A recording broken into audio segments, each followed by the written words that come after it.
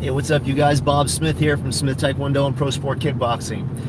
We just finished up our last Mission Bravo combat pistol course, February 16th, 2019, here in Kaneohe.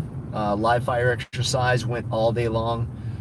We fired lots of rounds, did a lot of dynamic movement that you will never do in Hawaii unless you are either in a military exercise or you are shooting an IPSC match, in which case you go up there and run one repetition and you're done for the day. So we spent the entire day shooting, perfecting grip, stances, accuracy, trigger control, sight picture, sight alignment, everything. We covered it all.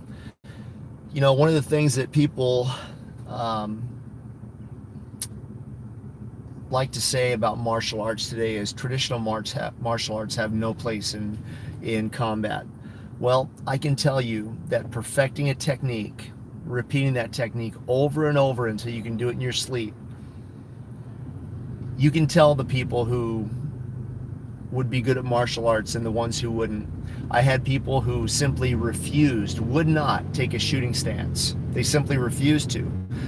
They wanted to just shoot their own way, kind of lean back, cross their thumbs, and felt like, well, I'm shooting good enough. And when you're not willing to take any advice, you're not going to be very good at what you're trying to do.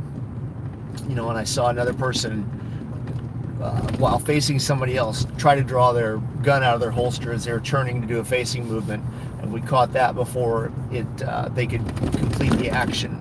And again, I can tell you that repetition over and over in the motor skills. And if you think that dry fire is important, oh my goodness, don't tell them what they're doing wrong, because man, they will take offense to that. It doesn't matter that, you know, some wild person might shoot somebody else in the ass. What matters is that you don't hurt their feelings.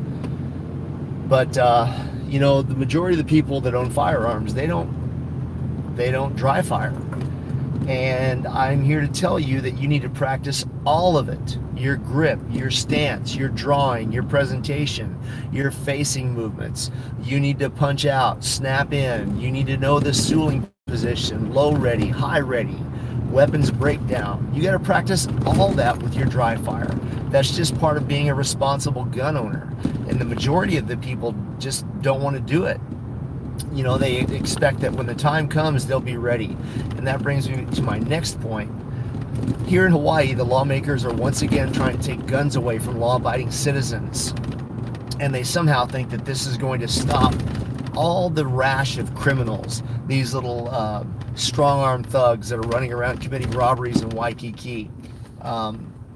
So they think that by tying your hands behind your back, law-abiding citizens, and preventing you from being able to defend yourself or your family, somehow that's going to make you safer. And the problem is,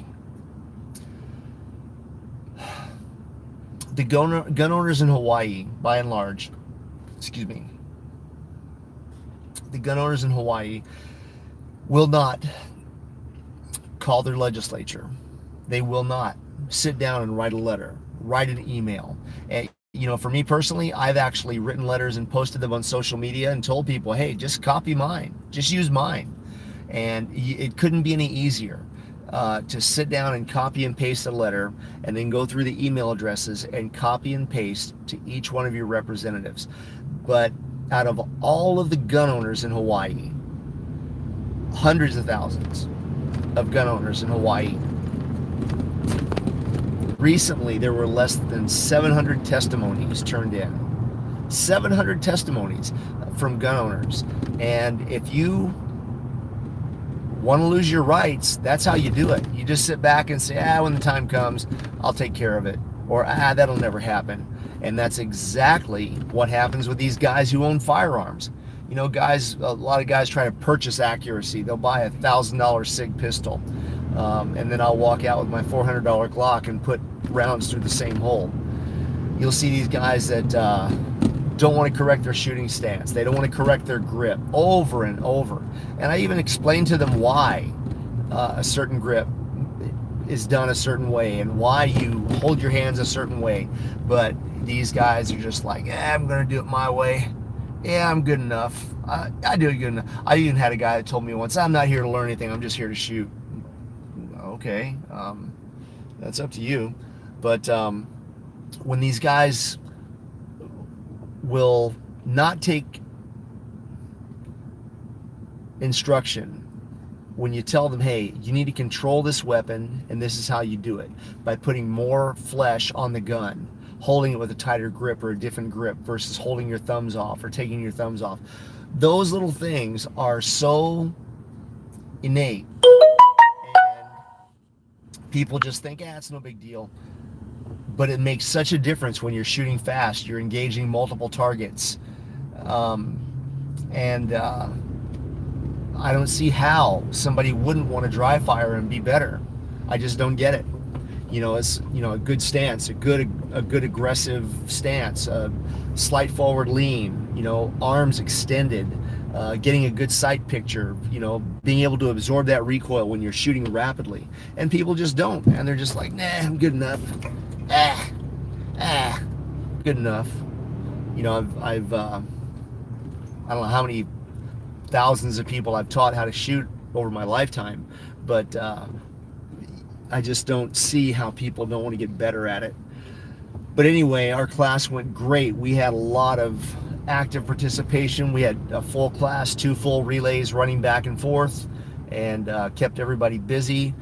We covered barricaded shooting, which is always a lot of fun, getting muddy, and Mission Bravo, Smith Taekwondo. It's the only place you can do that here in Hawaii.